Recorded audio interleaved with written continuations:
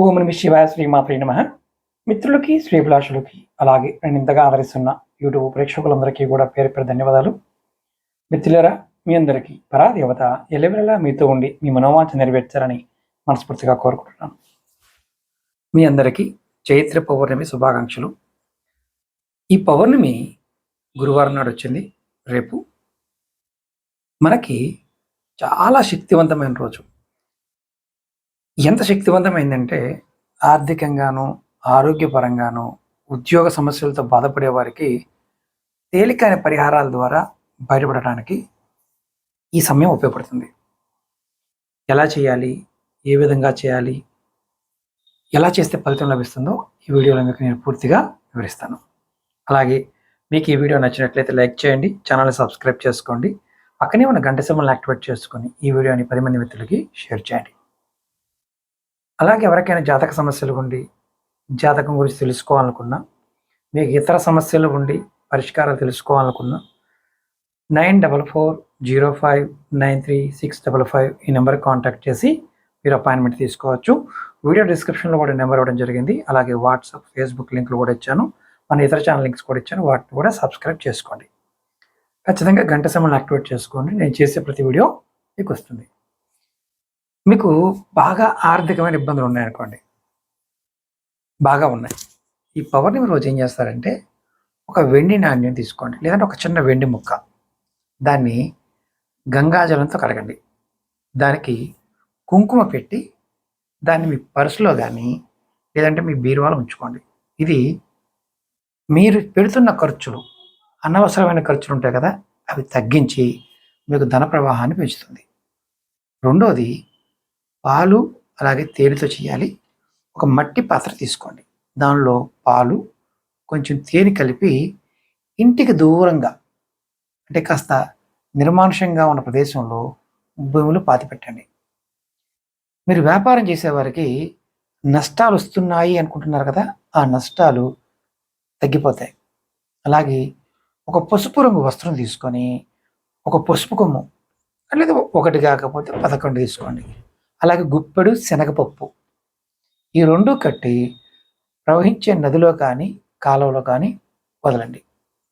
ఇది ఆర్థికంగా ఇబ్బంది పడేవారు చేయవలసిన పరిహారాలు.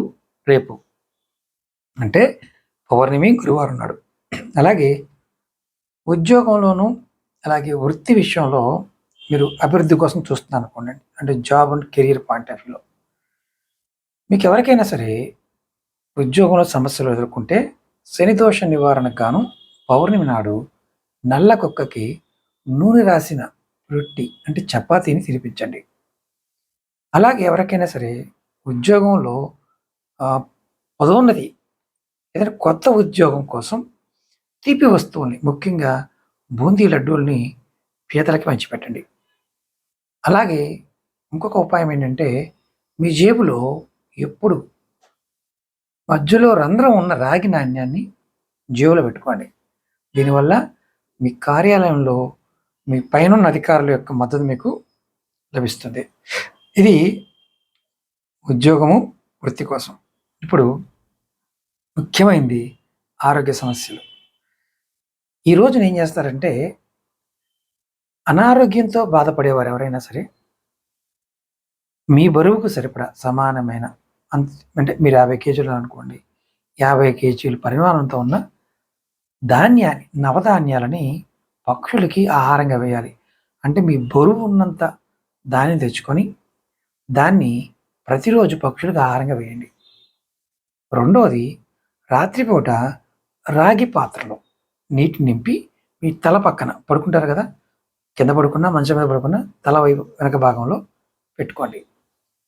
ఉదయాన్నే ఆ నీటిని ఏదైనా మొక్క, అంటే మొక్కలకు పోయొచ్చు, అందులో తులసి మొక్కకు పోయవద్దు, వేరే మొక్కలకు పోయండి. ఇది మీ శరీరంలో ఉన్న ప్రతికూల శక్తిని తొలగిస్తుంది. మూడవది, పౌర్ణమి నాడు కొద్దిగా నల్ల నువ్వుల్ని తల చుట్టూ ఇలా పట్టుకొని 7 సార్లు తిప్పండి. వీటిని ఏదైనా పేపర్లో కట్టుకొని ఎక్కడైనా ప్రవహించే నీటిలో పడేయండి. దీనివల్ల ఆరోగ్య సమస్యలు తగ్గుతాయి. ఇప్పుడు గృహశాంతి అలాగే అదృష్టం కోసం కర్పూరాన్ని వెలిగించడం, అంటే ప్రతిరోజు సాయంత్రం ఇంటి ప్రధాన ద్వారం వద్ద కర్పూరం వెలిగించండి. ఇది లాల్ కితాబ్ ఏం చెప్తుందంటే, ఇలా చేస్తే ఇంటిలో వాస్తు దోషాలు ఉన్నప్పుడు వాటిని హరిస్తుందని చెప్తుంది. అలాగే రెండవది, ముత్తైదువులకి గౌరవం ఇవ్వటం. అంటే మీ ఇంట్లో ఉన్న పెద్ద ముత్తైదువులు అంటే అమ్మ లేదా అమ్మమ్మ, వీరి ఆశీర్వాదం తీసుకోండి.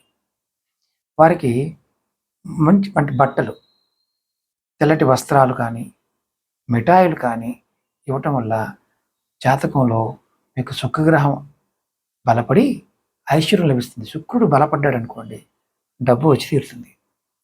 ఇక్కడ నేను కొన్ని ముఖ్యమైన నియమాలు చెప్తాను. లాల్ కితాబ్ పరిహారాలు ఎప్పుడూ కూడా వీలైనంత వరకు సూర్యోదయ సమయంలో కానీ లేదా సూర్యాస్తమయానికి ముందు కానీ చేస్తే చాలా మంచి ఫలితం ఉంటుంది. కొన్ని రాత్రిపూట చేసే కూడా ఉంటాయి, అవి పర్టికులర్ టైంలో. ఇక్కడ ఒక్కసారి అన్ని పరిహారాలు కాకుండా మీకు ఏ సమస్య అయితే ఉంటుందో, ఎక్కువగా ఉందో, దానికి సంబంధించిన 1-2 పరిహారాలని పూర్తి నమ్మకంతో చేయండి. ఈ పరిహారాలు చేస్తున్నప్పుడు మాంసం కానీ మద్యం కానీ తినద్దు. అలాగే పొగ తాగటం కూడా దూరంగా ఉండటం చాలా అత్యంత అవసరం కూడా. అలాగే ఇక్కడ రెండవది ఏంటంటే, ఈ చైత్ర పౌర్ణమి మీకు విశేషమైన ఫలితాన్ని ఇస్తుంది. కష్టాల నుంచి బయటపడేస్తుంది. మీరు ఏమనుకుంటారంటే, ఈ చైత్ర పౌర్ణమి హనుమత్ జయంతి కూడా ఉంది కాబట్టి ఈ సందర్భంలో ఆర్థిక సమస్యలు ఉన్నవారు కొన్ని పరిహారాలు చేయండి. తేలిగ్గా ఉంటుంది కూడా. మీ బీరువాలో కానీ మీ పర్సులో కానీ ఎప్పుడు డబ్బు ఉండాలనుకుంటే ఈరోజు వెండి నాణ్యాన్ని గంగాజలంతో కడిగి దాన్ని కుంకుమ పెట్టి జాగ్రత్త పెట్టుకోండి. ఇది మంచి ఫలితాన్ని ఇస్తుంది మీకు. ఇది నేను ఎందుకు చెప్తున్నానంటే, ఇవి మీ అవసరాలకి రాబోతున్న సమయానికి మంచి ఫలితాన్ని ఇస్తాయి. ఇక్కడ మీరు అనుకోవచ్చు, గురువుగారు మీరు చెప్తున్నారు బాగానే ఉంది, చాలా చేస్తున్నామండి, మాకు ఏ ఫలితం రావడం లేదు. ఎవరికైతే రావడం లేదో మీరు ఖచ్చితంగా జాతక పరిశీలన చేయించుకోండి. ఎందుకంటే మీ జాతకంలో పితృదోషాలు ఉన్నా, శని ఏలునాటి శని, అర్ధాష్టమ శని, శని మహర్దశ నడుస్తూ ఉన్నా ఇబ్బంది పడతారు. కాబట్టి మీరు విధిగా జాతక పరిశీలన చేయించుకొని దానికి తగ్గ పరిహారాలు చేసుకోవడం వల్ల తొందరగా ఫలితాలు వస్తాయి. ఆర్థికంగాను ఆరోగ్యపరంగా కూడా సమస్యలు, డబ్బు ఉంది గురువుగారు కానీ ఆర్థికంగాను ఆరోగ్యపరంగా ఇబ్బంది ఉందన్న వారికి కూడా ఖచ్చితంగా వారి జాతకంలో సూర్యుడి యొక్క స్థితి, రాహుకేతువులు, శనికుజుల యొక్క ప్రభావం బాగున్నప్పుడు ఈ స్థితి వస్తుంది. కాబట్టి అది జాతకం చూస్తే తప్ప మామూలుగా తెలియదు.